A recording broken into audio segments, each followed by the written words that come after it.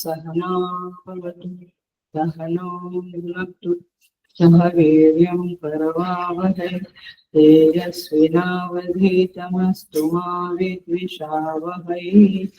Om Shanti Shanti Shanti.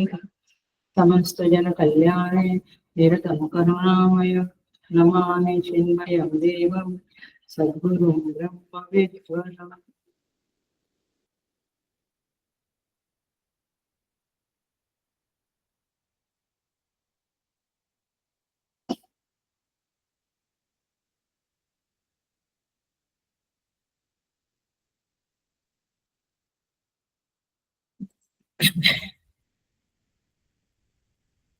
So I welcome you all with great love and great respect in this Bhagavad Gita discourses.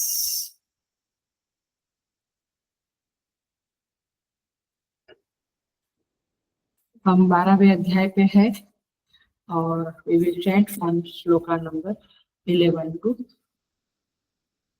15. Chapter 12 12वां अध्याय shloka number 11 11 से 15.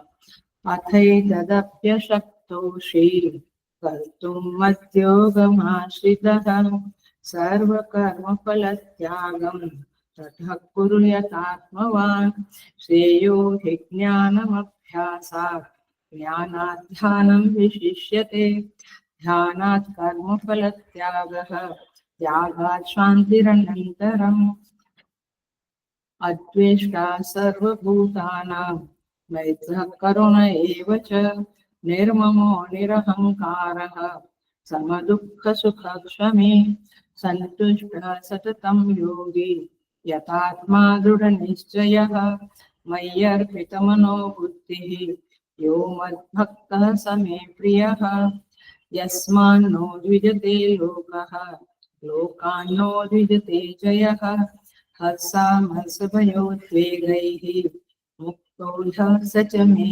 प्रियः।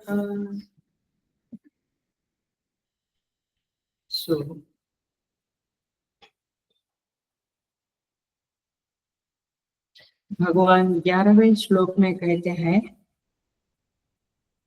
यदि तुम अभ्यास करने में और मेरे लिए कर्म करने में समर्थ नहीं है तो फिर तुम्हारे लिए एक साधना बचती है, बनती है, वह है सर्व कर्म फल त्याग। और भगवान कहते हैं ततः कुरु यथात्मवान, तुम इसे प्रयत्न पूर्वक करो, मन बुद्धि पर विजय प्राप्त करके इस साधना को करो। और भगवान कहते हैं 12वें श्लोक में जबरदस्त कहते हैं, श्रेयो ही ज्ञानम अभ्यासात्, ज्ञान अभ्यास से श्रेष्ठकर है, श्रेष्ठ है।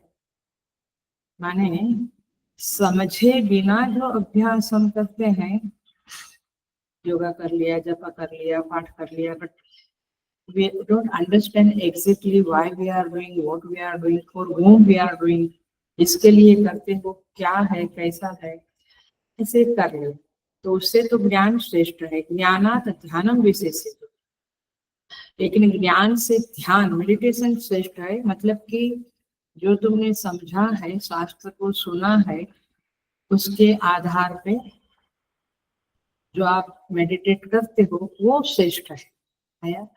पहली साधना माने ज्ञान के पूर्व में जो अभ्यास करते हैं वो समझे बिना है तो ज्ञान श्रेष्ठ है। लेकिन ज्ञान हो गया, परोक्ष ज्ञान की बात चल रही है, परोक्ष ज्ञान हो गया तो फिर उसका जो निधिध्यासन करना है, उसी को यहाँ ध्यान कहा है, वो बेस्ट है, वो श्रेष्ठ है।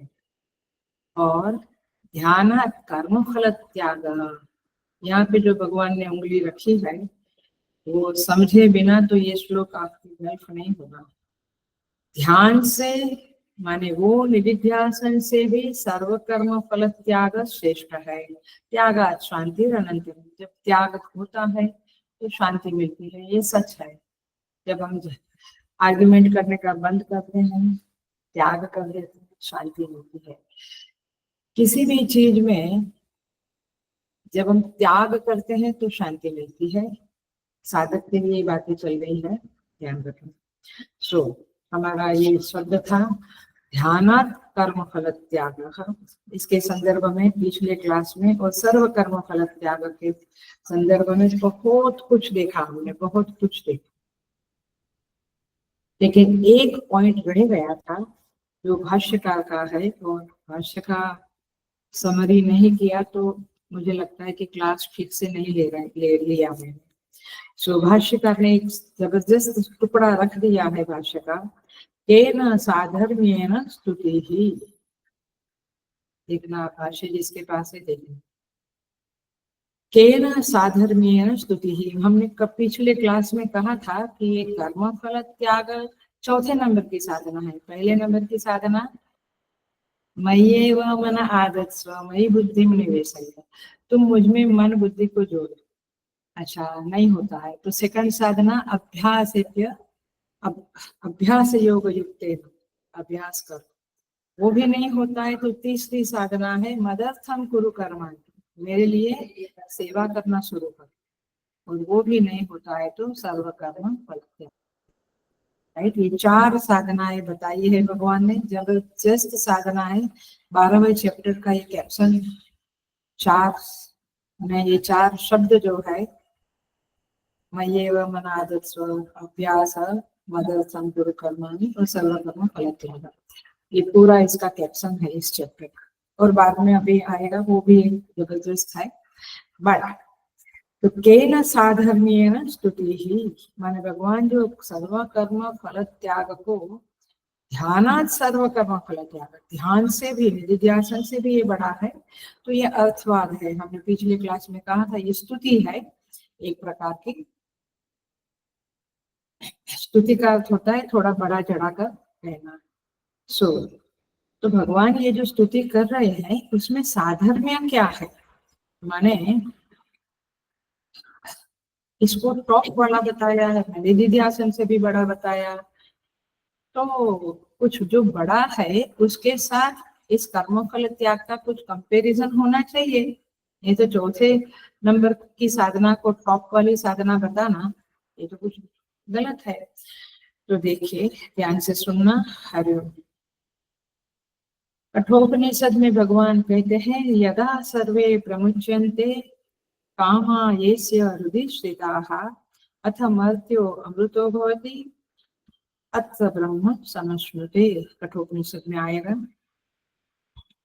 भगवान वहां पे श्रुति माता कहती है जब सारी कामनाओं को साधक छोड़ देता है, जो उसके दिल में पड़ी हुई है, हृदय में पड़ी हुई है सबको, तब मर्त्य आदमी अमृतमय बन जाता है, माने अमर बन जाता है, माने आत्मज्ञान ब्रह्म साक्षात्कार हो जाता है। अत्र ब्रह्म समुष्णुते, और उसे ब्रह्म की प्राप्ति हो जाती है। कहाँ आता है ये? स्थित प्रज्ञ लक्षण में याद आता है, जब कामनाएं छूट जाए। स्थित प्रज्ञ से लक्षण है सेकंड चैप्टर। यदा सर्वे माने सारी कामनाएं जब प्रमुच्यन्ते, तो यहाँ पे कहते हैं कि जब सारी कामनाएं छूट जाएगी तो आप स्थित प्रज्ञ हो जाएंगे, आपको आत्म साक्षात्कार होगा। अब यहाँ पे कहते हैं, अब ये पकड़ के रखना, ये बेस बनाया है हमने। अब कहते हैं कि ये परम स्थिति जो है वो कर्म फल त्याग से होगी। तो सुनिए, कर्म के फलों का त्याग करना अर्थात कामना का त्याग करना। फल का त्याग माने क्या? ये मुझे नहीं चाहिए, तो ये नहीं चाहिए तो ये कामना भी क्यों रखनी है, उसको पूरी करने को प्रवृत्ति क्यों करनी है? तो फल का त्याग के अंदर कामना का त्याग निहित है, आया छिपा हुआ है। ओके। कामाश्च सर्व कर्माणां फलानि, माने कामना ही फल है एक तरह से। सो फल के लिए ये कामना प्रवृत्त करती है और कर्म करते हैं हम, फिर कामना पूरी होती है तो फल मिलता है। कनेक्शन मालूम पड़ गया। तो फल छोड़ने का मतलब है कामना को छोड़ दो। सो सर्व कर्म फल त्याग। देखो भगवान उल्टा कान पकड़ाते हैं हम लोगों को, क्योंकि हम वैसे समझते नहीं है। आइए, हम कामना के बिना कैसे रह सकते, इच्छाएं तो होती है, उसको पूरी भी करनी होती है। भगवान कहते हैं फल त्याग करो, और फल त्याग का अर्थ ही होता है कि मन कामना को ही छोड़ दो। तो सर्व काम त्याग सामान्यम, ये अंडरलाइन वाला शब्द है, भाष्य में है, देख लेना। सर्व काम त्याग सामान्यम, तो दोनों में माने ब्रह्म समश्नुते, ब्रह्म की प्राप्ति होती है, उसमें भी काम त्याग है, कर्म फल त्याग में भी कामना त्याग है। तो इसीलिए ये कर्म फल त्याग को श्रेष्ठ माना है। भगवान ने ऊपर के चौथे नंबर की साधना है, लेकिन उसको श्रेष्ठ साधना कही है। It will take time. कर्म फल त्याग से मदर्थम कुरु कर्माणि करना, फिर अभ्यास करना, फिर मन जोड़ना, बुद्धि निवेश करना, बहुत करना पड़ेगा। लेकिन मूलतः ये साधना की तो आपके आगे के स्टेप्स चढ़ने के द्वार खुल जाते हैं, आपको आगे के स्टेप्स चढ़ने की सामर्थ्य आ जाती है। That's the point. आया? तो इस तरह से जब साधक फल त्याग करना शुरू करता है तो सोचता है कि ये फल मुझे नहीं चाहिए, तो मैं कामना भी क्यों करूं और कर्म भी क्यों करूं। आई बात समझो? तो इस तरह से कामना त्याग ये परमहंसों की स्थिति है, वो स्थिति बहुत हाईएस्ट है। तो भगवान ने कर्म फल त्याग को हाईएस्ट कहा। ध्यानात् कर्म फल त्याग, ध्यान से भी कर्म फल त्याग श्रेष्ठ है। इन दिस सेंस कि बेटा तुम अभी करोगे ये फल त्याग तो धीरे धीरे ऊपर जाओगे। इट इज नॉट एग्जैक्टली फल त्याग माने आत्मज्ञान, बट यहाँ से वहां पहुंचने के लिए फल त्याग इज द ओपनिंग डोर, द्वार है। इसलिए भगवान ने द्वार में ही गया तो आप पहुंच जाओगे। इन दैट सेंस भगवान ने कहा कि वो निधिध्यासन से भी श्रेष्ठ साधना है। तो त्याग, कामनाओं के त्याग की समानता होने के कारण भगवान ने कर्म फल त्याग को ध्यानात् सर्व कर्म फल त्याग, उसकी स्तुति कर दी है। स्तुति निराधार नहीं है। अब एक और पॉइंट इसमें बोलेंगे हम। फल त्याग का असली अर्थ है भोक्तृत्व का त्याग। आपने फल छोड़ दिया मतलब क्या? मुझे ये भोगना नहीं है। कोई बड़ी गाड़ी दिया, बोला नहीं चाहिए, छोड़ दिया। मतलब क्या? आपको भोगना नहीं है। भोगना नहीं माने भोक्तृत्व आपको नहीं है, भोक्तृत्व का आपने त्याग कर दिया। तो भोक्तृत्व का त्याग, एंजॉयरशिप का त्याग तो हाईएस्ट चीज है। और इसीलिए ध्यानात् कर्म फल त्यागम कहकर भगवान ने कहा है कि अपने आपको कोई साधना अनुकूल नहीं तो ये साधना शुरू करो, ये श्रेष्ठ है। और दूसरी बात हमने पिछले क्लास में बताई थी कि आप जो साधना करते हो उसमें श्रेष्ठत्व की बुद्धि अवश्य रखो। आप कुछ नहीं करते हो, आप खाली आश्रम में झाड़ू लगाते हो, प्रवचन नहीं करते, यू से ये मेरे लिए हाईएस्ट है। आया? साइकिल और हेलीकॉप्टर का एग्जाम्पल दिया था। आपके लिए जो आपको आगे बढ़ाते हैं वो साधना बेस्ट है। नहीं मुझे पीएचडी में ही एंट्री लेनी है, अरे भाई तो 12th तो पास कर। तो आप जहाँ खड़े हो वो साधना आपके लिए श्रेष्ठ है, उसमें श्रेष्ठता की बुद्धि रखो तो आप आगे बढ़ोगे। That was the point. So ये एक पॉइंट बाकी था करके हमने बताया। अब आइए हम आते हैं एक नए प्रसंग में। एक नया टॉपिक शुरू होता है, बिल्कुल अलग नहीं है, मैं कनेक्शन कर रही हूँ, ध्यान से सुनना आप। लेकिन अब 13 नंबर के श्लोक से 20 नंबर के श्लोक तक, मैंने 8 श्लोकों में भगवान ने भक्त के लक्षण बताए हैं। अब ये 4 साधना आप करोगे एक के बाद एक, तो आपके अंदर कुछ लक्षण होने चाहिए अथवा आने चाहिए। तो भगवान इसका लिटमस टेस्ट आपको बता रहे हैं, यानी भाष्यकार बता रहे हैं सेकंड चैप्टर में स्थित प्रज्ञ के लक्षण में भगवान भाष्यकार ने ओपनिंग में संकेत दिया था, सर्वत्र एव हि अध्यात्म शास्त्रे कृतार्थ लक्षणानि यानि तानि एव साधनानि उपदिश्यन्ते यत्न साध्यत्वात्, यानि यत्न साध्यानि साधनानि लक्षणानि च भवन्ति तानि। बहुत ही क्लासिक टुकड़ा है ये, और इसके आधार पे हमें क्लासेस करने की प्रेरणा मिलती है, क्योंकि ये क्या कहता है कि अध्यात्म शास्त्र में जहाँ पे रियलाइज बीइंग के लक्षण बताए हैं आत्मज्ञान के, वो वास्तव में उनका वर्णन या उनको महिमा देने का उद्देश्य नहीं है। उद्देश्य क्या है? उनको उनके लक्षणों को आपके सामने प्रस्तुत करके फिर आप उस लक्षणों को अपनावे और साधना में आगे बढ़े, ये उद्देश्य है। बड़ी बात, आत्मज्ञानी ऐसा है, ऐसे चलता, पूछा है ना अर्जुन ने, पूछा है कैसे स्थित प्रज्ञ से का भाषा, तो ये बताने का जरूरत नहीं, बताने का कोई इच्छा नहीं है कि स्थित प्रज्ञ ऐसे बोलता, ऐसे चलता, ऐसे खाता, ऐसे पीता, ऐसे उसके लक्षण। आप उन लक्षणों से प्रेरणा प्राप्त करके आप वैसे बनो, ये कहने का तात्पर्य है, ये भगवान का उद्देश्य है। आई बात? जो सद्गुणों को, जो लक्षणों को साधक प्रयत्न करके जीवन में उतारता है, वे तो ज्ञानी के जीवन का सहज आभूषण बन के रहते हैं, वे तो उनमें रहते हैं। लेकिन आपको क्या करना है? उनके आचरण को, उनके वैल्यू सिस्टम को अपनाना है। इसीलिए उनकी बात स्तुति माता करती है। तो इधर इसी तरह से इस 13वें श्लोक से लेकर 20 श्लोक तक भगवान ने भक्त के लक्षण बताए हैं, और वह भक्त के लक्षण है और साधक के लिए साधना है।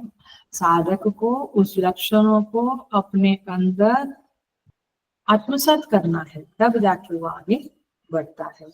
तो उनके प्रेरक तत्व है। इसलिए भगवान अब शुरू करते हैं अद्वेष का सर्वभूतानां। आइए ट्रांसलेट करते हैं। भगवान कहते हैं, जो पुरुष, जो व्यक्ति, जो साधक सारे भूतों में द्वेष भाव से रहित है। अटेंशन प्लीज, हेलो, एकदम ध्यान से सुनना। ये आठों के 8 श्लोक इतने इम्पोर्टेंट है कि आपका वेकेशन खा जाएगा। मैंने आप वेकेशन में ये 8 श्लोकों का रिपीट करिएगा कि मेरे अंदर क्या है, अपना हम देखें ये 8 श्लोकों के आधार पर, तो बहुत साधना हो जाएगी मेरे वेकेशन में। ओके, तो जो पुरुष सब भूतों में द्वेष भाव से रहित है, मैत्रा माने प्रेम करता है सबसे, स्वार्थ रहित प्रेम करता है, करुणा माने हेतु रहित दयालु है, निर्ममा ममता से रहित है, निरहंकार अहंकार से रहित है, सम दुख सुख क्षमी, सुख दुखों में क्षम है, माने समता वाला है, सुख हो दुख हो वो अविचय रहता, उसके चित्त में विक्षेप नहीं होता है, और क्षमी अपराध करने वालों को क्षमा देने वाला है। इतने सारे लक्षण, 7 लक्षण इस श्लोक में बताए हैं। हम पहला लक्षण शुरू करते हैं और देखते हैं। बट क्लास शुरू करने के माने ये शुरू करने के पहले हम थोड़ा सा संगति लगा देते हैं। संगति माने ये 12 श्लोक जो हुए हैं ना, उस श्लोकों के साथ ये भक्त के लक्षण भगवान ने क्यों दिए, इसका कनेक्शन क्या है, कनेक्शन हम देखते हैं। भगवान ने कहा ना, मय्येव मनाधत्स्व अभ्यास मदर्थं कुरु कर्माणि और सर्व कर्म फल त्याग। ये 4 साधना बताई भगवान, पिछले क्लास में सब देखा, पिछले अब वो 4 साधनाओं के साथ ये भक्त के लक्षण का क्या कनेक्शन है? तो यहाँ पे पहली संगति यह है, कनेक्शन यह है कि यदि ये पहला लक्षण अद्वेष का सर्वभूतान, यदि मेरे अंदर द्वेष है तो मैं साधक के रूप में असफल हूँ। ये कनेक्शन मिला, क्योंकि भगवान ने 4 साधना करने को बोली, बट आपके अंदर द्वेष भरा है, तो आप ये साधना के लिए योग्य अथवा तो आपको बहुत मेहनत करनी पड़ेगी। आप मजबूत है तो 5 किलो 10 किलो वजन उठा लेते, बट आप वीक है तो आपको शरीर पहले ठीक करना पड़ेगा। ऐसे आपने द्वेष भरा है तो आप वो 4 साधना में सफल नहीं हो सकते हैं, आपको पहले द्वेष को हटाना पड़ेगा। और दूसरी संगति ये है, मानिए भक्त का पहला लक्षण है, उसकी पहली संगति साधना में सफलता नहीं होगी यदि आप द्वेष युक्त है। तो दूसरी संगति है तेने युक्त तमामताः ते प्राप्नुवन्ति मामेव। भगवान कहते हैं कि वे साधक मुझसे जुड़े रहते हैं। कौन से? 4 साधना वाले, ABCD, पहली दूसरी तीसरी चौथी। मय्येव अभ्यास मदर्थम कुरु कर्माणि, मेरे लिए काम करो, सेवा करो। चौथा कर्मफल त्याग करो। ये 4 साधना 12वें अध्याय की पक्की कर लेना। भगवान कहते हैं ऐसे साधक मुझे प्राप्त करते हैं, मुझसे जुड़ जाते हैं। लेकिन यहाँ पे भगवान कहते हैं कि जो द्वेष वाले हैं, जिनके अंदर हेट्रेड है किसी के भी प्रति, वे मुझसे जुड़ नहीं सकते। पकड़ी बात आपने। तो चाहे आप सगुण उपासना करो चाहे निर्गुण उपासना करो, बट आपकी उपासना बहुत ज्यादा फलीभूत नहीं हो सकती है यदि आप में ये भक्त के लक्षण नहीं है। यहाँ पे 20 लक्षण शायद बताएंगे या और ज्यादा लक्षण बताएंगे, देखेंगे हम अपने जीवन में उसको देखेंगे कि मेरे अंदर ये लक्षण है कि नहीं भक्त। और तीसरी संगति भगवान कहते हैं कि आप अपने चित्त को देखो। आप ये चारों साधनाएं भक्ति के लिए है, लेकिन आप यदि इस साधना करने में सफल नहीं होते हैं तो आपके अंतःकरण में झांको। क्या ये भक्त के लक्षण की कोई झांकी आपके पास है? आपके अंदर कुछ है उस लक्षण में, तो फिर आप आगे बढ़ सकते हो। तो इस तरह से यहाँ पे भगवान ने संगति लगाई है। अब हम आएंगे श्लोक के ऊपर की भाषा में संगतियां बताई। अब भगवान कहते हैं, पहला एक ही शब्द शायद आपके क्लास में होगा, राजेश्वरी ने लिखा है कि द्वेष राहित्य, मैंने उसके ऊपर स्वदेश शब्द के ऊपर हम आज बोलने वाले हैं।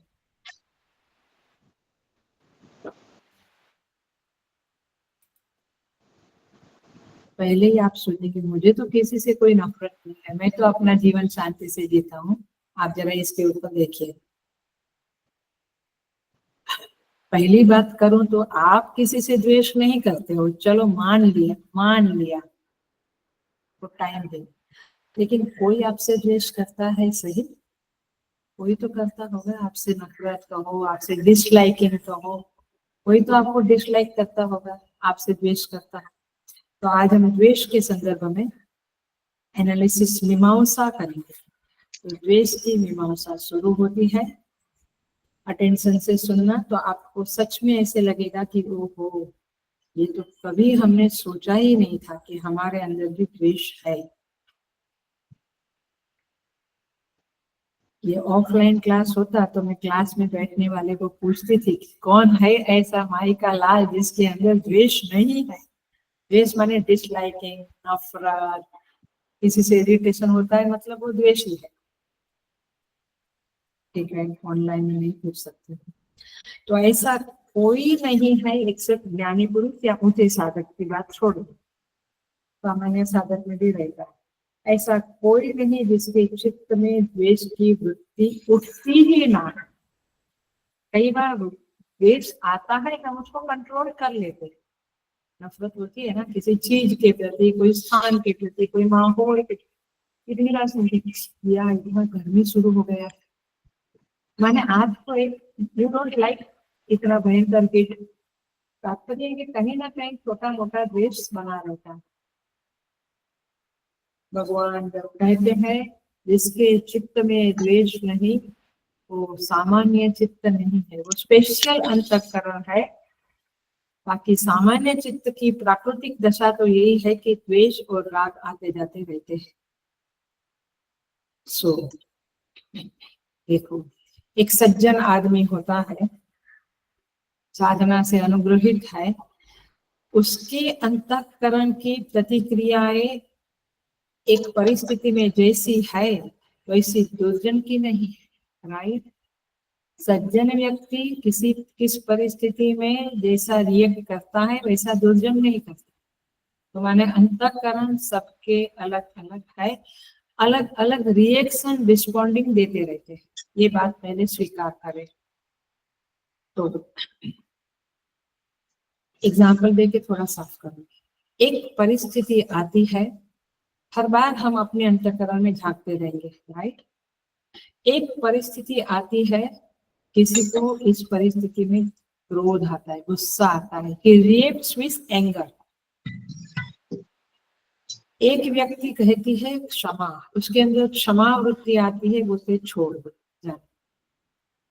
एक व्यक्ति होती है वो उदासीन रहती है, न वो क्रोध करती है न वो क्षमा करती है, तो उदासीन माने इग्नोर कर देती है चीजों। तो 3 प्रकार से रिएक्शंस हमेशा होती रहती है। घर में भी हम देखते हैं, फादर शायद एकदम गुस्सा कर देते हैं, माँ शायद क्षमा कर देती है, और जो दूसरा बड़ा भाई है वो उस बात को इग्नोर ही करता है जो घर में होता है। उसको आया आपका 2nd नंबर के बच्चे पे आप पिता गुस्सा करता है, माँ उसको क्षमा करती है और बड़ा भाई इग्नोर करता है, उसको अपना टीवी में या मोबाइल में पढ़ा। 3 प्रकार से रिएक्शंस हम देते रहते हैं जीवन में, इस बात को अंदर मन में सोचते रहना। जब अंतःकरण की बात कर रहे हैं तो भगवान ने भी 4 श्लोक दिए हैं जहां से आपको साधक को गुजरना है, और वो गुजरने के बाद उनके अंदर ये लक्षण, ये 13 नंबर के श्लोक से 20 नंबर के श्लोक तक के लक्षण प्रकट होने लगते हैं।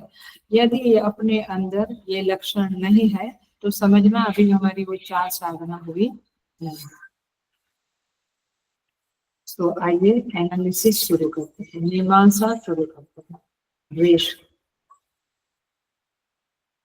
पहला ही जो शर्त है, जो कंडीशन है, वह यह है अद्वेष्टा। द्वेष किसी से नहीं करता है क्योंकि वह किसी को पराया नहीं समझता। हम केवल अपना पति, बच्चे, इवन सास ससुर को भी पराया। बाजू तो प्लेट में रखते हैं, मैं कभी सोच ही नहीं सकती हूँ। एक प्लेट मैं, मेरा पति और मेरे बच्चे, और बाजू से प्लेट में भी क्या आता है, माँ से क्या गया है, थोड़ा शर्म वाले हैं तो एक प्लेट ऊपर नीचे आजू बाजू लेके पेरेंट्स को रखते। पराया कौन हो? घर की 4 दीवार में जिसको रखते हैं वहां आत्मीयता है, और यहाँ पर माँ बाप। सो द्वेष नाम की जो वृत्ति हमारे अंदर उठती है वह परायेपन के कारण उठती है। माने द्वेष आने के लिए जो पहली शर्त है वो है कि आप किसी को पराया मानो। आत्मीय मानोगे तो द्वेष होगा, आत्मीय मानोगे तो द्वेष होगा नहीं। अपना जो है उनके प्रति द्वेष, माने गुस्सा, गुस्सा नहीं, नफरत, हेट्रेड, ये नहीं होता। उसको जल्दी से क्षमा कर सकते हैं। पराया वो सिंपल है, मेरे बेटे ने कुछ किया तो उसको हम नहीं डांटेंगे, लेकिन वही उसका सोसाइटी में दूसरे बच्चे ने वो किया तो जाके सारी सोसाइटी को सत्य देते हैं। तो परायापन इज द फर्स्ट कंडीशन जहाँ पे द्वेष वृत्ति को उद्भव होने की संभावना बन जाती है। अपनों से द्वेष नहीं होता है। तो द्वेष वृत्ति का विश्लेषण करने से ये भाव निकलता है कि जहाँ परायेपन का भाव है वहाँ द्वेष होने की संभावना होती है। नंबर 1। नंबर 2, अब द्वेष की दूसरी साइड देखो, दूसरी शर्त देखो। अगर उस व्यक्ति का, माने सामने वाले व्यक्ति का व्यवहार हमारे दुख का हेतु बनता है, ये सुना है ना आपने बहुत पहले, मैंने हमेशा ऑफलाइन क्लास में तो बुलवाती थी आपसे, अनुकूलम वेदनीयम सुखम, प्रतिकूलम वेदनीयम दुख। जो अनुकूल है वहां सुख लगता है, प्रतिकूल है वहां, सुअर को गटर में भी सुख लगता है क्योंकि अनुकूल। प्रतिकूलम वेदनीयम दुखम, दुखानुसई द्वेषः, सुखानुसई रागः। ये बहुत पीट पीट के, घोट घोट के सबको पिलाया है ऑफलाइन क्लास में। आप लोग भी नए लोग ही समझ लो। मतलब ये है कि दुखानुशयी, दुख के पीछे पीछे द्वेष आता है, सुख के पीछे पीछे राग आता है। तुमने मुझे सुख दिया, मैं आपके प्रति आसक्त हूँ। तुमने मुझे दुख दिया, मैं आपके प्रति द्वेष करता हूँ। चाहे कुछ भी हो, माने वो गाड़ी भी अपने को बार बार तकलीफ देती है तो बेच देते हो, निकाल देते हैं। डाइवोर्स भी इसी आधार पर होता है, दुख। तो किस व्यक्ति का व्यवहार दुख का हेतु बनता है तो उसके प्रति द्वेष अवश्य होता है।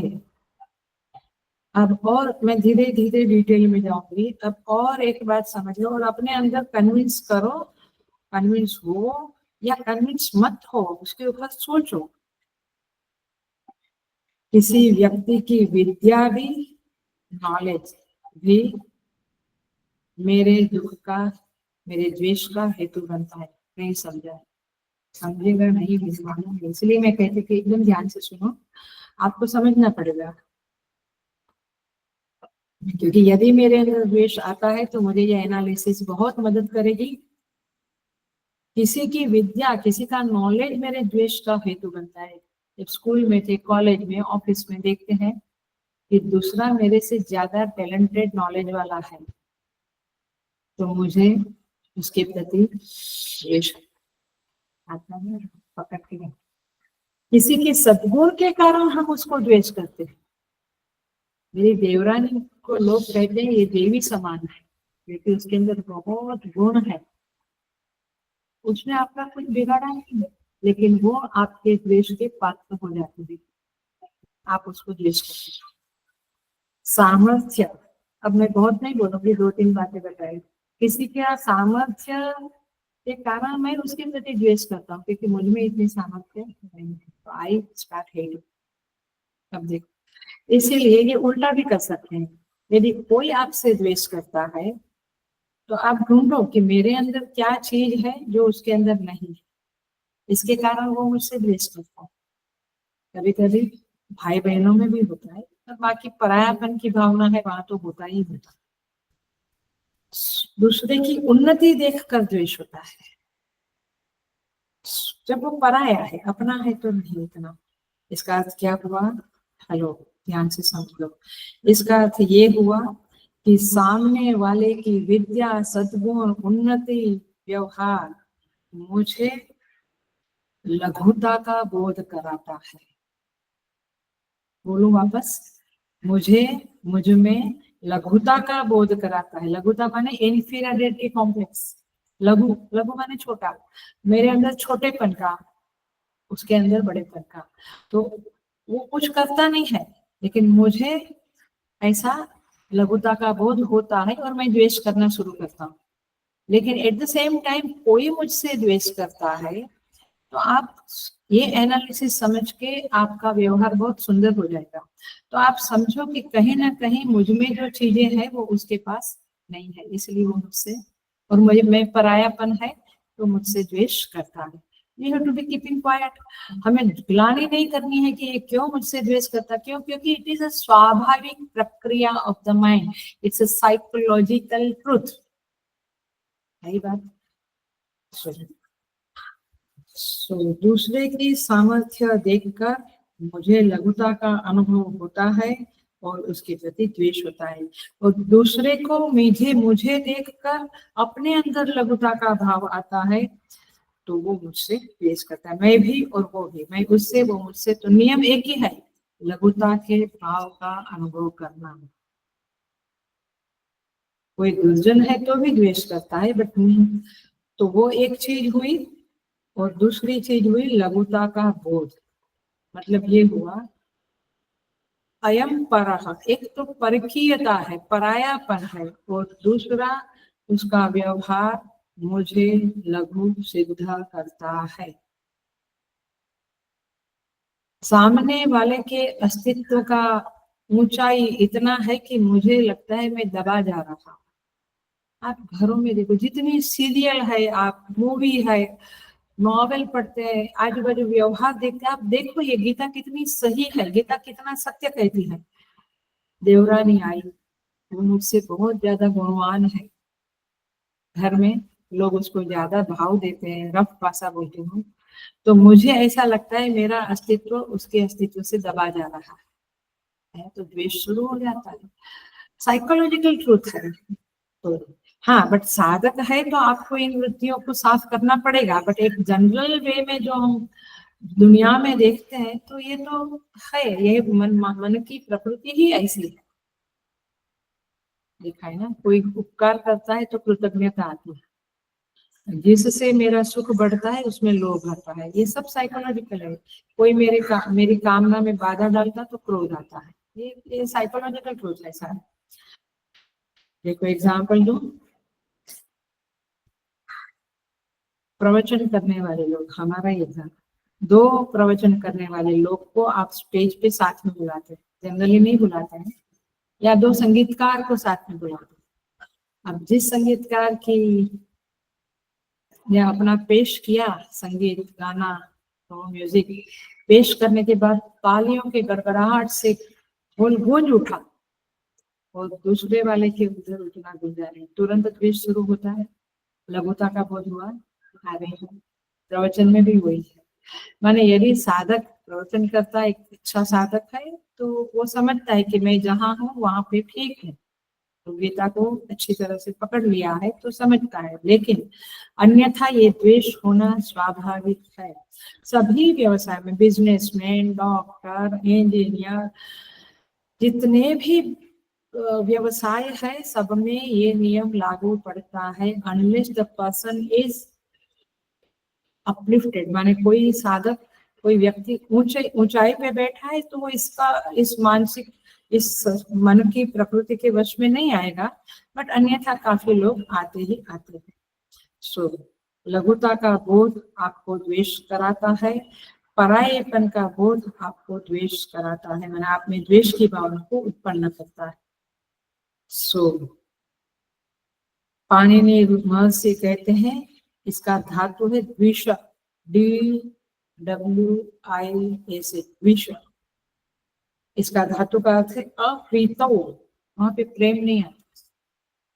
आप बड़े दिल वाले हैं, आपकी ऊंचाई अच्छी है, तो फिर आप उसको प्रेस करेंगे और उससे सीखेंगे, लेकिन अन्यथा द्वेष तुरंत हो जाता है। तो द्विष धातु का अर्थ अप्रीतो कहा है।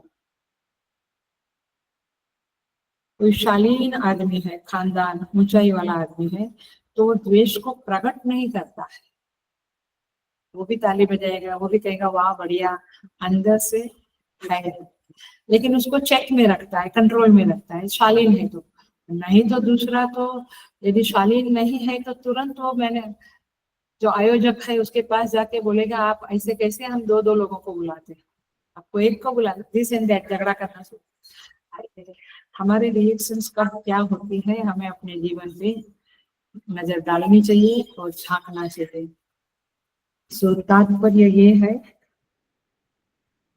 देखो तो भाव प्रकट नहीं करता है, लेकिन जब वह देखता है, सुनता है, कोई किसी के बारे में बात करते हैं कि वो बहुत अच्छा प्रवचन करता है, पता है बहुत अच्छा गा, उनका म्यूजिक सुपर्ब है, बहुत लोग उसके संगीत सभा में आते हैं, पता है आपको, तो आप कहेंगे वाह ऐसा है ऐसा है, तो आप रिएक्शन नहीं करेंगे, लेकिन इसमें आप समझ जाते हैं कि वो कहना चाहता है कि वो जो चीज उसके अंदर है वो आप में नहीं है। तो सीधे सीधे नहीं कहा, बट भाव तो यही है। तो द्वेष वृत्ति का निर्माण हुए बिना रहता नहीं।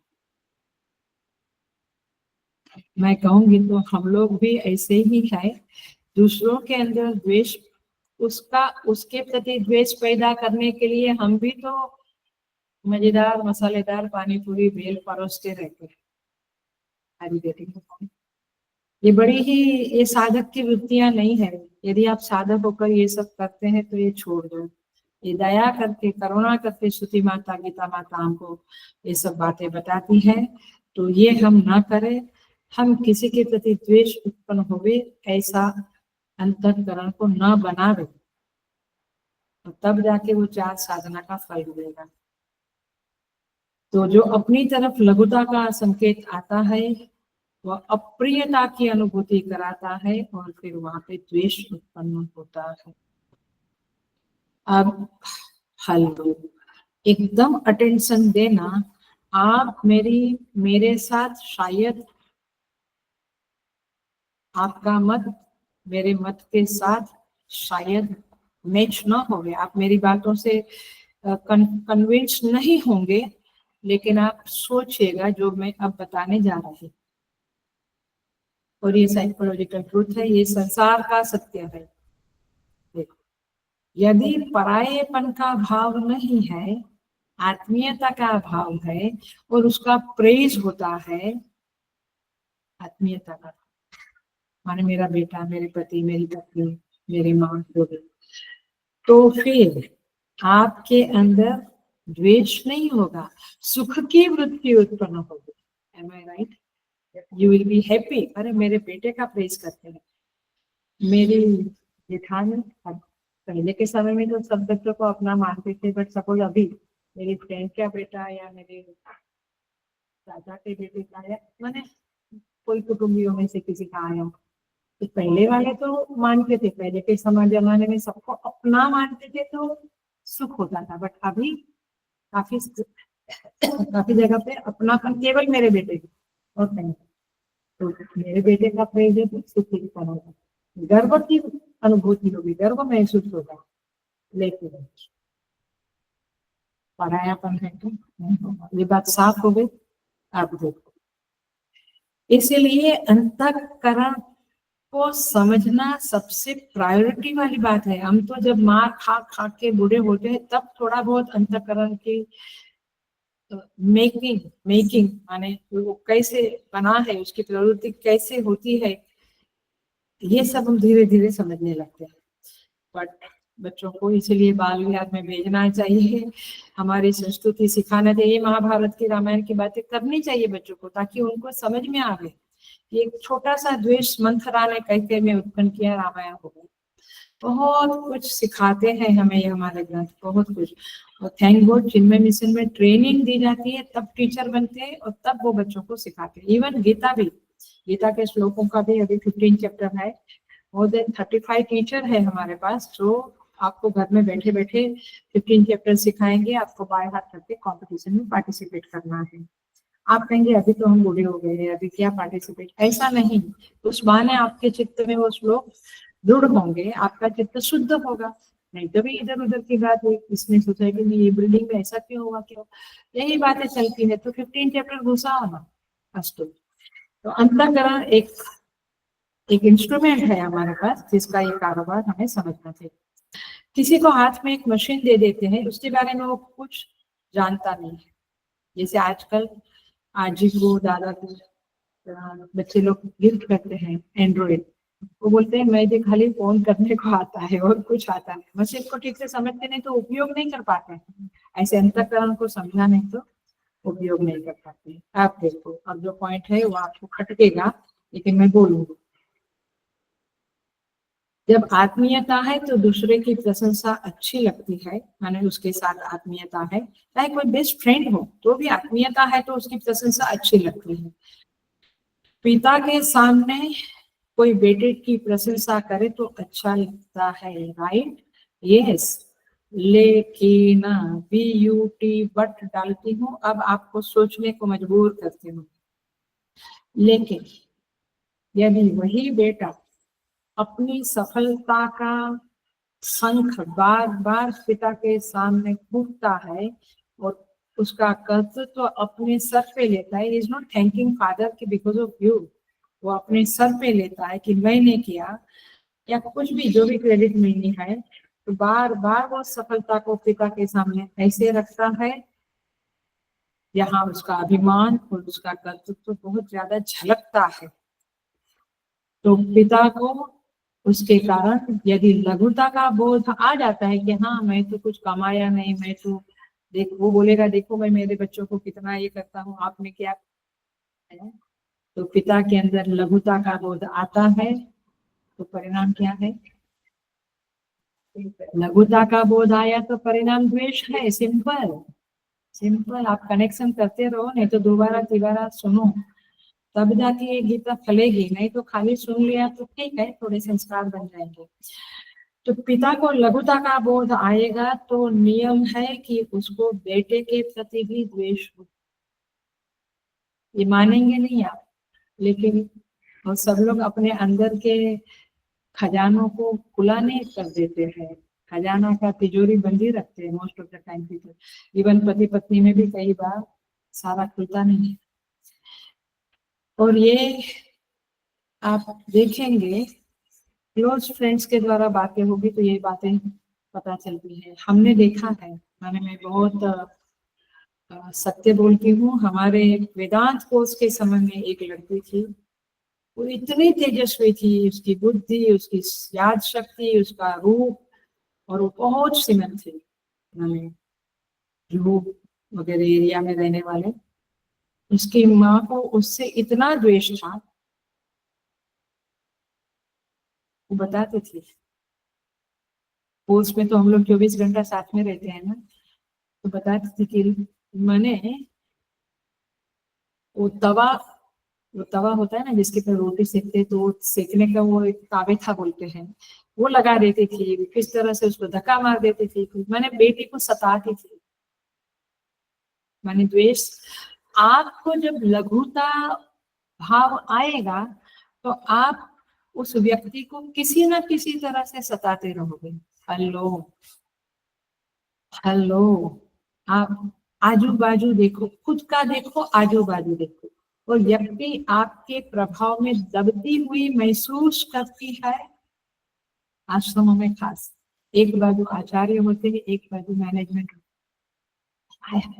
आश्रम के लोग होते हैं। इफ दे फील कि हमें कोई भाव नहीं देता है, हम लघुता ग्रंथि से पीड़ित रहे, तो वो किसी ना किसी तरह से वो आचार्य को या जिसको भी पीड़ा देने की कोशिश करेगा। ये सच्चाई है, ये मनोवैज्ञानिक सत्य है, ये जगत का सत्य है माय डियर फ्रेंड्स।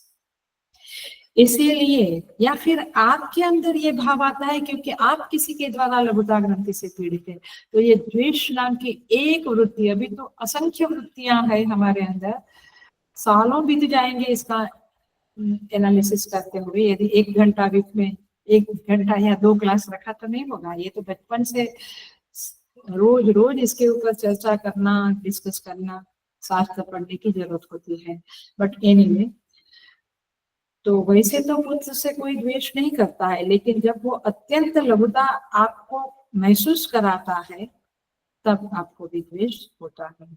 पिता को छोटेपन का एहसास बार बार वो कराता है तो उसको पिता को द्वेष हो जाता है। तो इन शॉर्ट, लघुता का बोध आपको द्वेष, आपके अंतःकरण में द्वेष की उत्पत्ति कराता है।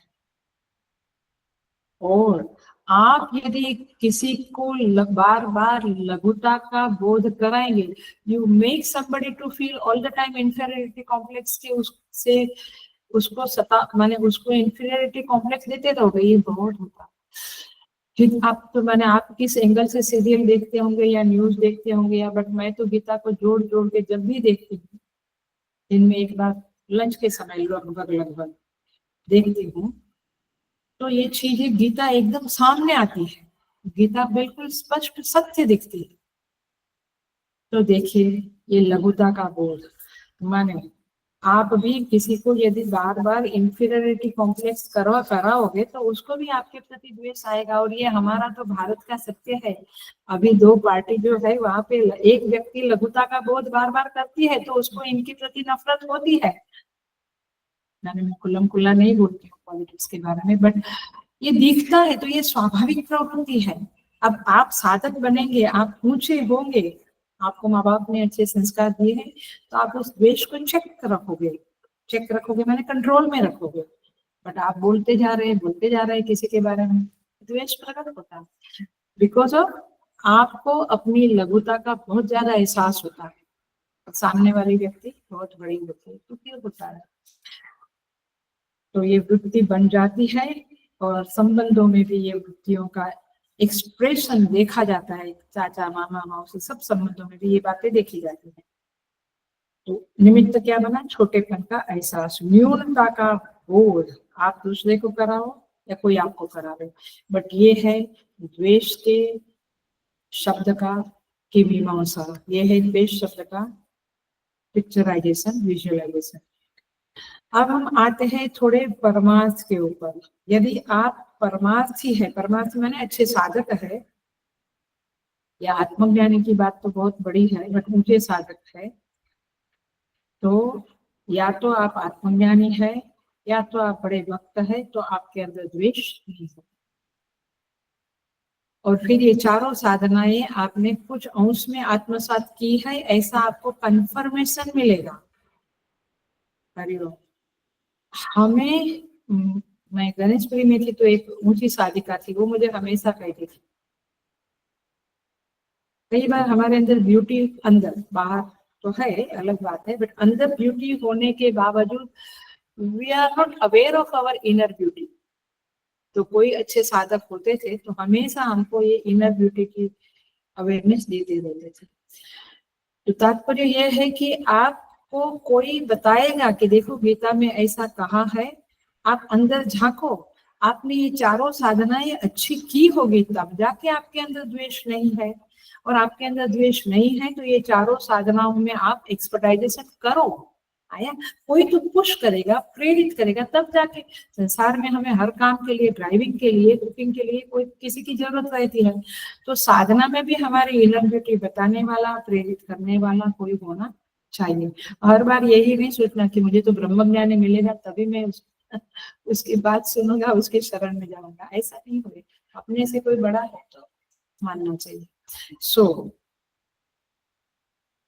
लेकिन ये भी डिफिकल्ट है, किसी को बड़ा मानकर उनकी आदेश को, उपदेश को ग्रहण करना, ये भी बहुत बड़ी, मान लेते हैं बड़े बट उनके उपदेश को ग्रहण नहीं करते, उनकी बात को हम कहते नहीं, उनको कहा मेरा समझता है, मुझे मेरा ज्यादा समझता है, ठीक है।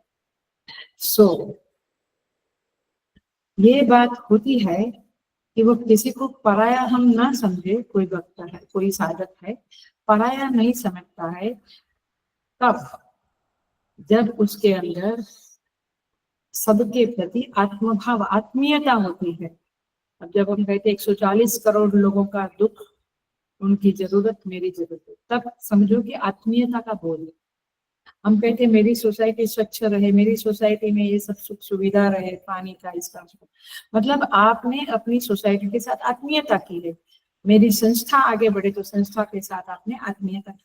तो जब आपको आत्मीयता है और आपको कोई लघुता का बोध करा ना सके, इतने आप बड़े हो गए हो, तब जानो कि द्वेष नहीं होगा, अन्यथा देश द्वेष होगा। फिर से बोलो, जब आपके अंदर सबके प्रति आत्मीयता की बुद्धि है, वृत्ति है, और कोई मायका लाल इस दुनिया में आपको लघुता का बोध कराने के लिए समर्थ नहीं है, माने nobody can inject inferiority complex in you, माने आप इतने बड़े हो गए हो, तब जाके द्वेष नहीं होगा, अन्यथा द्वेष होगा।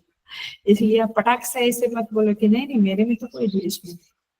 आप ये सारे टेस्ट करो, ये सारे टेस्ट गीता जी दिखा रही हैं, वो सारे श्लोक दिखा रहे हैं, यहाँ कोई और किसी का कोई बड़प्पन नहीं है। जो भी आचार्य लोग सिखाते हैं वो इसी में से समझ के सिखाते हैं। कई बार गीता हम ऊपर ऊपर से पढ़ते हैं, आचार्य लोग थोड़ा उसके अंदर और नजरिया डालने की टेक्निक सिखा देते हैं। तो ये बाहरी व्यक्तित्व से आप बड़े नहीं बनोगे, आप अंदर से जब बड़े बन जाओ। इसलिए कभी कभी कोई साधक कहता है कि हमें किसी से जेलसी नहीं है, चाहे वो कितने भी बड़े हो, चाहे वो हमसे अच्छा प्रवचन करे, अच्छा उसका प्रोजेक्ट हुए, क्यों? क्योंकि आप अंदर से बड़े बन रहे हो। बाहर से दुनिया की दृष्टि से शायद आप इतने बड़े नहीं हो, बट जब आप अंदर से बड़े बनते हो तो द्वेष नाम की वृत्ति की हिम्मत नहीं कि वो आपके अंदर आ सके, अंदर से बड़ा बनना। और I think I love it, I love this. बाहर से मैंने पिछले कौन से क्लास में कहा था, पिछले गीता के क्लास में या ऐतरेय में कहा था कि बाहर का विस्तार, बाहर के टैलेंट से प्रभावित होने की आवश्यकता नहीं है। कैसा आदत, अंदर का बड़प्पन जिसका है वहां आप अट्रैक्ट हो जाओ। बाहर का वो धन बहुत है, रूप बहुत है, उनके बच्चे बहुत बढ़िया, सब कुछ बाहर से आप मत, ये दुनिया में माने यदि कुछ समझना है तो यही समझना है कि बाहर का बड़प्पन बहुत काम नहीं लगेगा, अंदर का बड़प्पन बड़ी चीज है। तो यह बात ये है कि आप में, आपके कारण कोई लघुता का बोध करता है तो आपके प्रति उसका द्वेष होगा ही होगा, फिर वो कुछ भी रिएक्शन आपके प्रति करेगा। आप देखो कोई बड़े लोगों का मर्डर हो जाता है, याद नहीं तो लाल बहादुर शास्त्री को या प्रमोद महाजन जैसे बड़े लोगों का मर्डर होता है, क्यों? क्योंकि वो इतने बड़े होते हैं, इतने अच्छे होते हैं कि किसी को उनके सद्गुण, उनके बड़प्पन के कारण द्वेष होता है। प्रमोद महाजन का तो भाई ने उसको मारा, भाई को हो गया। तो ये जरूरी नहीं है कि घर का, माने आपको सावधानी से रहना है इस दुनिया में। तो पॉइंट इज दिस, ऐसे संगीतकारों का भी देखा है, पत्नी को द्वेष होता है, बहुत बहुत चीजें, एक्टरों के संदर्भ में देखो, उनकी लाइफ देखो, ये द्वेष नाम की चीज सबको नचाती रहती है। सब, ये द्वेष नाम की राक्षसी ने सबको पकड़ के रखा। सो जो महान है वो सर्वाणी भूतानि आत्मत्वेन पश्यति न तो परत्वेन, इसलिए उनको द्वेष नहीं होता। तो यहाँ पे आइए हम इसको कंक्लूड करेंगे थोड़ी देर में। तो ज्ञानी की महिमा है कि वो बड़ा है, अंदर से बड़ा है। क्यों? थोड़ा सा साइड की बात है बट कनेक्टेड विद द्वेष ओनली। तो ज्ञानी का अंतःकरण जो है वो इतना बड़ा बन गया है कि कोई उसे द्वेष नहीं कर सकता।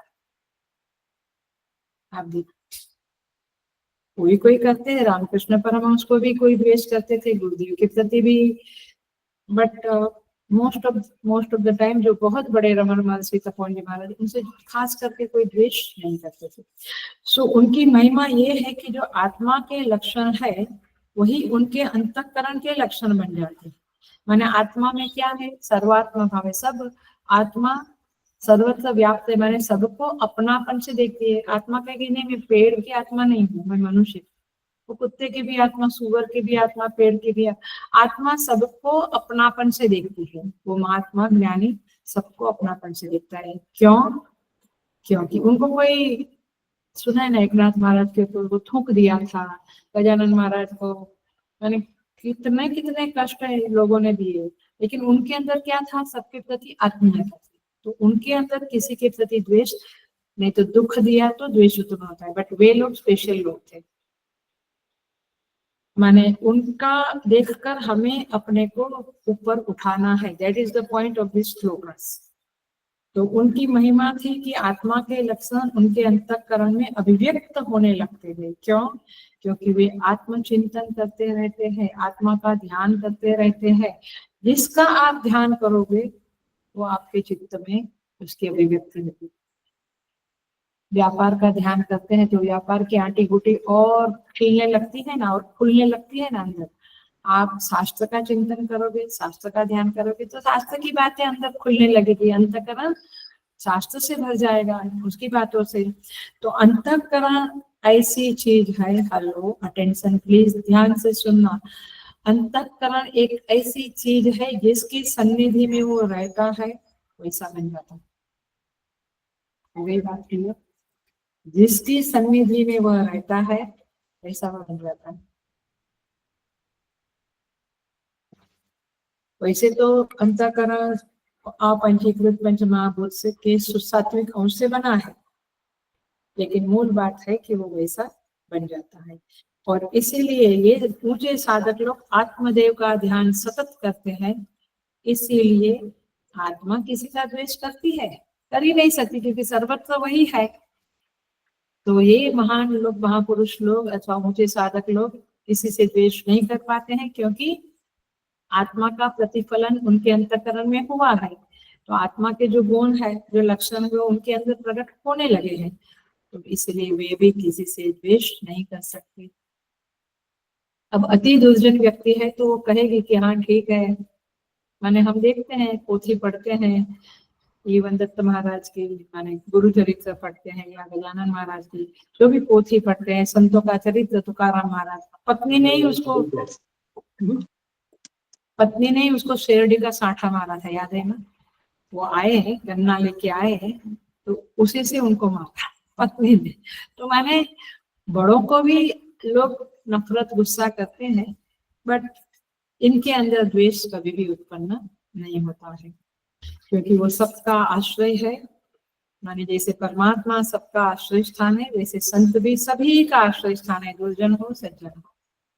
तो वे कभी भी किसी से द्वेष नहीं करते। बाकी द्वेष की उत्पत्ति सामान्य साधकों के साथ भी होती रहती, चाहे हम मना करें, लेकिन हमें अंदर झांकना पड़ेगा। हिंसा कब होती है? मैं थोड़ा एक्सटेंशन कर रही हूँ। हिंसा कब होती है? जब द्वेष प्रकट होने लगता है, तो क्या हम गले लगाते हैं, उनको आइसक्रीम की पार्टी देते हैं, हम उनके प्रति ऐसा कुछ बोलते हैं, ऐसा कुछ करते हैं, या उनकी जो एक इमेज है उसको बिगाड़ने की कोशिश करते हैं, एक्सेट्रा एक्सेट्रा। तो द्वेष का ही प्रकटीकरण है हिंसा। तो अहिंसा क्या है? अद्वेष्टा सर्वभूतानि। पकड़ी बात? ये श्लोक समझ में आ रहा है? एक शब्द है बट जबरदस्त। तो ये वक्त अहिंसक हो जाता है क्योंकि उसके अंदर द्वेष ही नहीं होता है, इसलिए वो कभी हिंसा करता ही नहीं है। तो आत्मा के लक्षण जीवन मुक्त के ऊंचे वक्त के चरित्र में दिखने लगते हैं, और वो लक्षण हम साधकों के लिए साधना बन जाता है। तो हमें क्या साधना करनी है? नहीं, मैं तो 10 माला करता हूँ, आपने 5 का 10 बोला था तो 10 शुरू किया, अब क्या कितना आप मेरे को सताओगे? नहीं माय डियर, तो 10 माला करो रोज। मैं रोज गीता का 3 चैप्टर पढ़ता हूँ, प्लीज कुछ भी करो, लेकिन जब तक गीता का एक श्लोक भी हमने जीवन में नहीं उतारा, ये साधना ठीक है, उससे कुछ पुण्य मिलता है, जिससे आप आगे के जीवन में भी कुछ करते रहोगे, बट आपको ये समझना पड़ेगा, तब जाकर आप ऊपर उठोगे। अपलिफ्टेड कब होगे? जब गीता के इन श्लोकों को समझ के कुछ तो अपनावे हम जीवन में। सो साधना हमारी यही है, अब से शुरू होती है 13वें श्लोक से 20 श्लोक तक। बहुत सारे लक्षण भक्तों के भगवान बताएंगे, और हम उन लक्षणों को अपने अंदर आत्मसात करने की कोशिश करेंगे। अद्वेष का आज हमने सुना है, पकड़ा है ईश्वर को, तो द्वेष किसी से नहीं करना। अर्थात क्या हुआ? ये जो ऊंचा साधक है उसका और हम गहरा चिंतन करते हैं, उसके चित्त में यदि कुछ खलबली होती है तो वह उसको हटाने की कोशिश करता है, वो उसको एग्जीक्यूट करने की कोशिश नहीं करते हैं। सिंपल साधक है अथवा सिंपल जो सामान्य लोग है, साधारण लोग है, वे तो अंदर विकार आया, द्वेष आया, तो कब उसकी पूर्ति किस तरह से करो, उसके खटपट में समय और एनर्जी लगा देते हैं। एम आई राइट? शायद हम ऐसा करते हैं, तो आज से ही सावधान हुए। इन बातों को हमें नरिश करना ही नहीं है, पुष्टि देना ही नहीं है। हम पुष्टि देते हैं, उसके पीछे इसको क्या बोलूंगी, इसको क्या करूंगी, इसके बेटे का कैसे मेरे बेटे से पीछे हो गए। द्वेष आपको फिर चैन से बैठने नहीं देता। ये साधक ऐसा है, उसको विकार कुछ भी अंदर आया, हिंसा आई, द्वेष आया, उसको अप्रिय लगने लगता है, और वो जैसे उस भाव का संचार होता है, सावधान हो जाता है, उसे बर्दाश्त नहीं कर पाता है, और फिर वह उसे द्वेष जिसके प्रति हुआ उसको नहीं, अपने अंदर के द्वेष को हटाने की साधना करना शुरू कर। सामान्य आदमी क्या करेगा, द्वेष को एग्जीक्यूट कैसे करना वो साधना करेगा। I getting the difference between सामान्य एंड साधक। अभी हम अपने आप को ही झांके कि हम कहाँ खड़े हैं।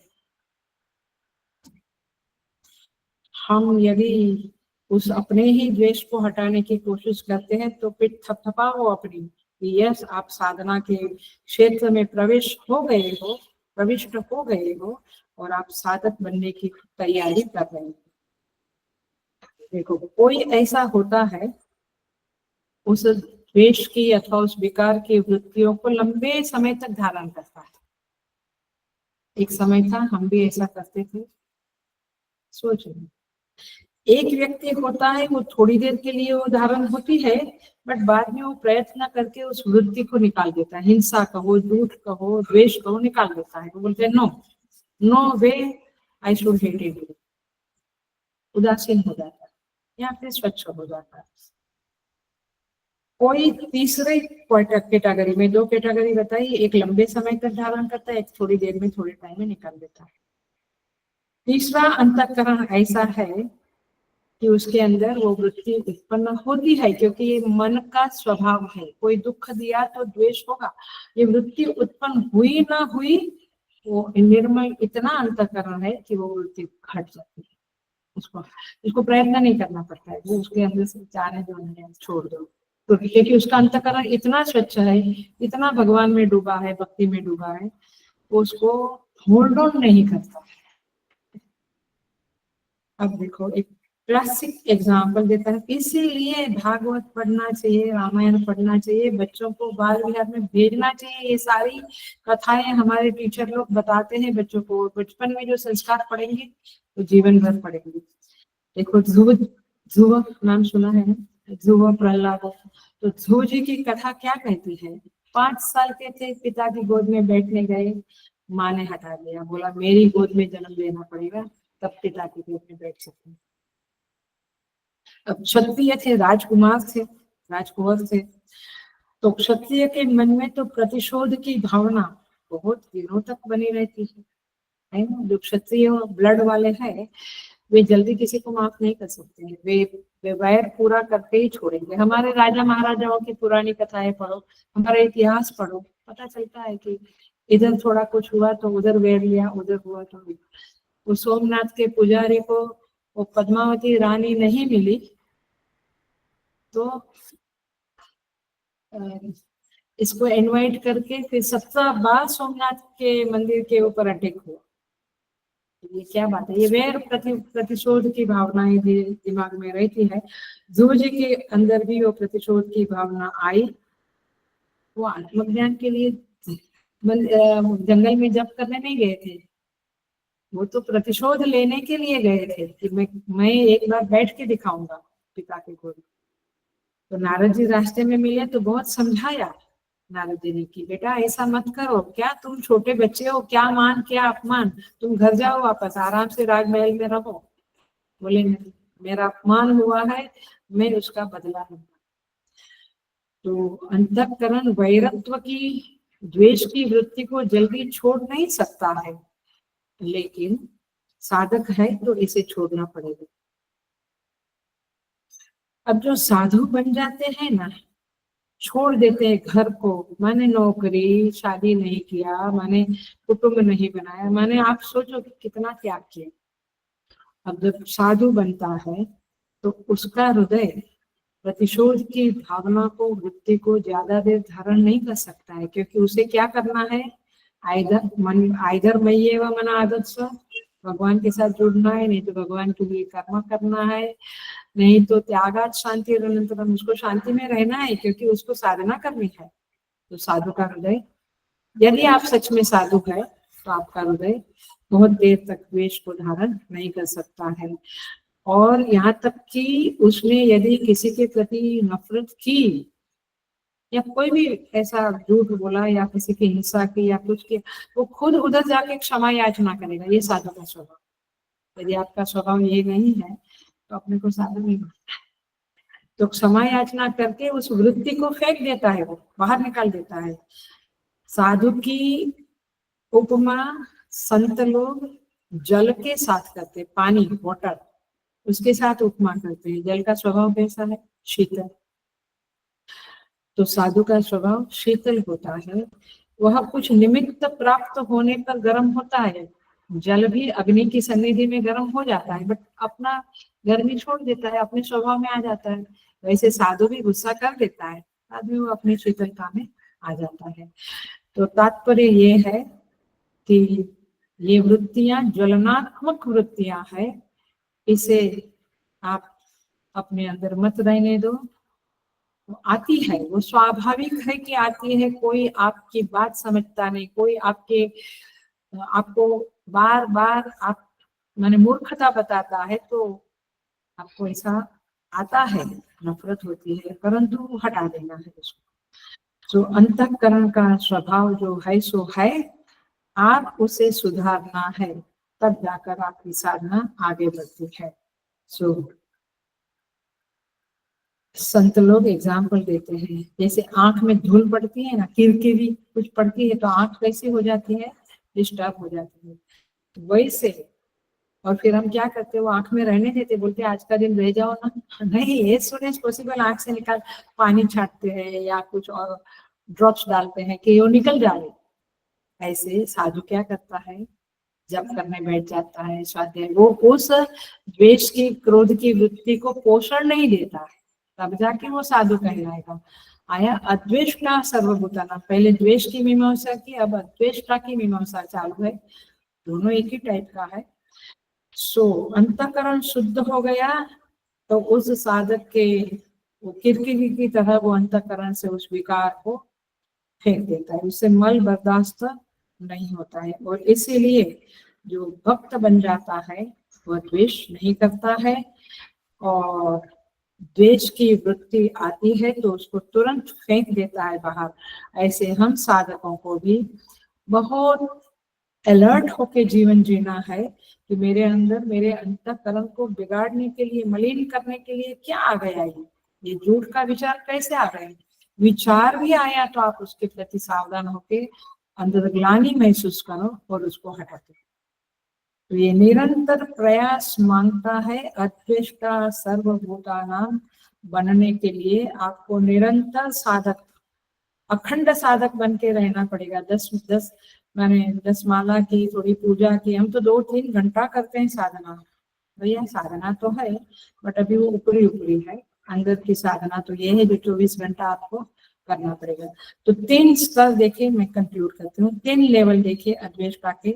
एक है साधारण साधक, जिसको समझता नहीं कि मुझे द्वेष को निकालना है, वो उसको पोषण करता है, वो लंबे समय तक उसके चित्त में रहता है।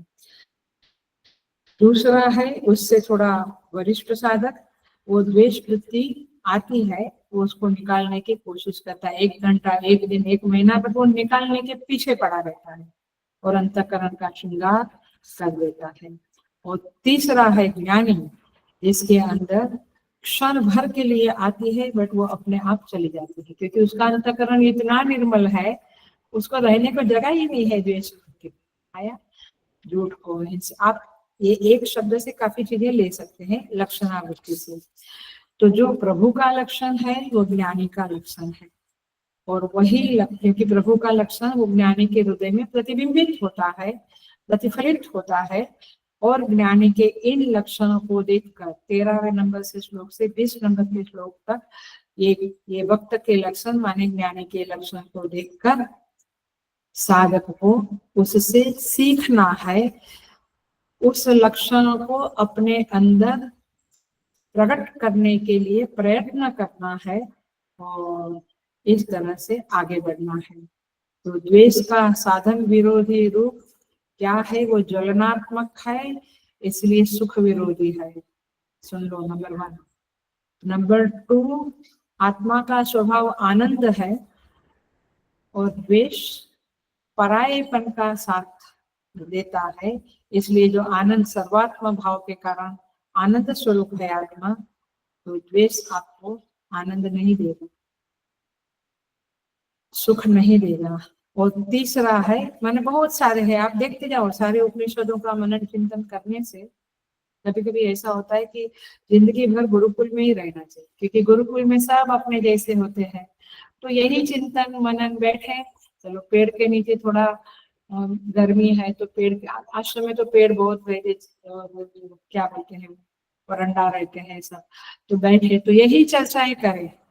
लेकिन आपका घर में नहीं होगा, व्हाट्सएप पे कुछ आता है, फोन पे कुछ बातें आती है, देखो ना उसमें ऐसा किया वैसा, फिर आप कहते क्या करें, सुनना पड़ता है, फ्रेंड है ना, बहन है ना, सुनना पड़ता है। बट सुना तो आपका मगज चालू हो, दिमाग चालू हो गया, फिर आपके अंदर ये चिंतन नहीं रहता है। तो आत्मा निष्क्रिय है, लेकिन द्वेष आया तो आप सक्रिय हो जाते। तो इस तरह से द्वेष अन आध्यात्मिक वृत्ति है, वो आत्म विरोधी, अध्यात्म विरोधी वृत्ति है। इसलिए सर्वथैव त्याज्यम, भगवान भाष्यकार कहते हैं उसका सर्वथा त्याग करो। आप यदि सोपाधिक ब्रह्म की उपासना करने वाले हो या निरुपाधिक ब्रह्म की, आपको इस वृत्ति से मुक्ति लेना पड़ेगा, और तब जाके आप ये 4 प्रकार की साधना में आगे बढ़ोगे और अच्छे भक्त बनोगे। आगे के भी शब्द है मैत्र इत्यादि, हम बाद में अगले क्लास में देखेंगे। ओम पूर्णमद पूर्णमिदं पूर्णात् पूर्णमुदच्यते पूर्णस्य पूर्णमादाय पूर्णमेवावशिष्यते। ओम शांति शांति शांति। हरि ओम। श्री गुरुभ्यो नमः।